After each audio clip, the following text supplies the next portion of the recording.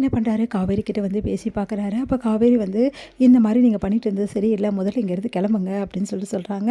அதை கேட்டுட்டு வந்து விஜய் வந்து நான் கிளம்ப மாட்டேன், உன்னை பார்த்துட்டு இருக்கிறதுக்காக மட்டும்தான் நான் இங்கே இருக்கேன் காவேரி, அதனால இங்கே தான் இருப்பேன், யார் சொன்னாலும் நான் கிளம்ப மாட்டேன், உன்னை பார்த்துட்டே இருக்கணும், அதுக்காகவது எனக்கு பர்மிஷன் கொடு காவேரி அப்படின்னு சொல்கிறாரு. அது வேறு வழி இல்லாமல் காவேரி அங்கேருந்து கிளம்புறாங்க.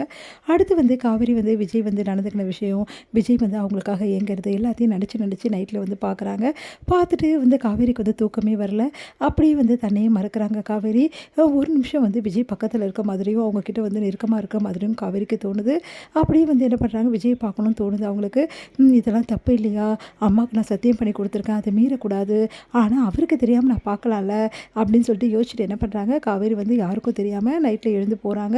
போயிட்டு வந்து வெளியே வந்து கதவை திறந்துருக்கு. போய் பொறுமையாக வந்து போய் பார்க்குறாங்க, விஜயோட வீட்டு கதவை திறந்துருக்கு.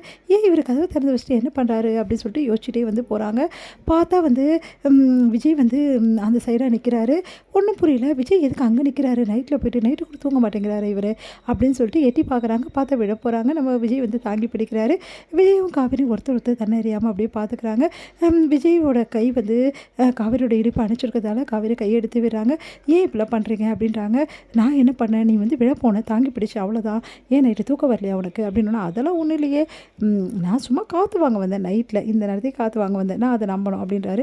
என்னை பார்க்க தானே வந்து அப்படின்னோடனே, நான் ஏன் உங்களை இந்த டைமுக்கு பார்க்க வரேன், நான்லாம் அதெல்லாம் ஒன்றும் பார்க்க வரல அப்படின்றாங்க. ஏன் காவேரி இப்படி ஒன்றையே நீ ஏமாற்றிட்டு என்னையும் வந்து கஷ்டப்படுத்துகிற, சொல்லு காவேரி, நம்ம 2 பேரும் சேர்ந்து நம்ம வீட்டுக்கு போயிடலாம் காவேரி, ப்ளீஸ் காவேரி, இந்த கண்ணாம்பூச்சாட்டம் வேணாம் காவேரி அப்படின்னோடனே, இங்கே பாருங்கள், எதை பற்றி நான் பேச வரல புரியுதா, தேவையில்லாம் பேச, எங்கள் அம்மா வந்தாங்கன்னா பெரிய பிரச்சனை ஆகிடும், உங்ககிட்ட இந்த டைமில் நான் நின்று பேசி இருந்தது பெரிய பிரச்சனை ஆகிடும், அதனால் என் அம்மாவுக்கு நான் வாக்கு கொடுத்துருக்கேன், அதை மீற முடியாது, நான் வரேன் அப்படின்னு சொல்லிட்டு போகிறாங்க. ப்ளீஸ் காவேரின்னு சொல்லிட்டு கையை பிடிச்சி இழுக்கிறாரு. கையை விடுங்க விஜய் ப்ளீஸ், உங்களுக்கு கெஞ்சி கேட்குறேன் அப்படின்னு சொல்லிட்டு போகிறாங்க. இங்கே வந்து காவேரி உள்ளே போகும்போது கரெக்டாக அவங்க அம்மாவை பார்த்துடுறாங்க.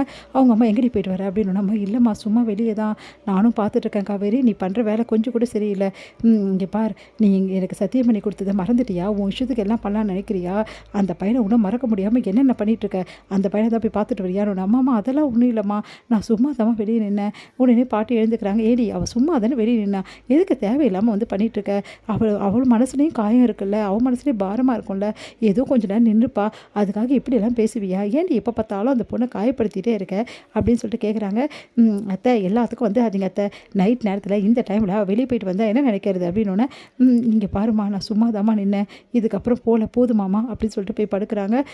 இவளை வச்சு காப்பாற்றி நான் கரை சேர்க்கறதுக்குள்ளேயும் போதும் ஆகிடும் போட்டிருக்கு, கல்யாணம் ஆகாத பிள்ளைங்களை கூட வீட்டில் வச்சுக்கலாம் போட்டிருக்கு, இந்த மாதிரி ஒருத்தி வச்சுக்கிட்டே நான் என்ன பண்ண போகிறோம் தெரில அப்படின்னு சொல்லிட்டு மனசு கலங்குறாங்க. நம்ம சாரதா, எல்லாம் சரியாயிடும்டி, எல்லாரையும் ஃப்ரீயாக விட கற்றுக்கோ, சும்மா வந்து எல்லாரையும் தொல்லை பண்ணிகிட்டே இருக்காது அப்படின்னு சொல்லிட்டு அவங்க அத்தை வந்து பாட்டி வந்து அவங்களுக்கு அட்வைஸ் பண்ணுறாங்க. நீங்கள் எழுந்துக்கிறீங்களா, முதல்ல போய் படுங்க போங்க அப்படின்னு சொல்லிட்டு திட்டி விடுறாங்க. எங்கள் காவேரி நினச்சி விஜய் வந்து யோசிச்சுட்டு இருக்காரு. காவேரி மனசில் என்னை பற்றி நினைவுகள் எல்லாமே இருக்குது, எனக்காக அவள் கஷ்டப்படுறா ஏங்குறா, ஆனால் அது வெளிப்படையாக அவளை ஒத்துக்க முடியல, அவங்க அம்மா மாரி அவளால் வரவும் முடியல, இதுக்கெல்லாம் ஒரே தீர்வு அவங்க அம்மா மனசு மாறணும், அதுக்கு ஏதாவது ஒன்று பண்ணியே தீரணும், அவங்க அம்மா மனசு மாற என்ன பண்ணுறது அப்படின்னு சொல்லிட்டு யோசிக்கிறாரு. காவேரியை நான் வந்து பேசுகிறது பழகிறது, காவேரி கூட்டின்னு போகிறதெல்லாம் ஒரு பக்கம் இருந்தாலும் இப்போ நான் மாற்ற வேண்டியது அத்தை மனசு மட்டும்தான், அதுக்கு எதாவது ஐடியா பண்ணுமே அப்படின்னு சொல்லிட்டு யோசிச்சுட்டு இருக்காரு. அடுத்து குமரன் நடித்த அந்த வந்து ப்ரோக்ராம் வந்து என்ன ஆகுதுன்னா டிவியில் டெலிகாஸ்ட் ஆகுது. அது எல்லாரும் பார்த்து ரொம்ப சந்தோஷப்படுறாங்க. குமரன் வந்து அந்த ப்ரைஸ் மணி வாங்குறது, அதுக்கப்புறம் வந்து பேசுகிறது எல்லாமே காட்டுறாங்க. எல்லாமே காட்டிட்டு வந்து கேமரா வந்து விஜய் பக்கம் திருப்புறாங்க. விஜய் வந்து அங்கே அழுதுட்டு நிற்கிறது மறைஞ்சிருந்துச்சு பார்த்து வந்து சந்தோஷப்படுறதையும் பார்த்துட்டு குமரனால் தாங்கிக்க முடியல, மனசு கலங்குறாரு குமரன், விஜய் இந்த அளவு சப்போர்ட் பண்ணுறாருன்னு.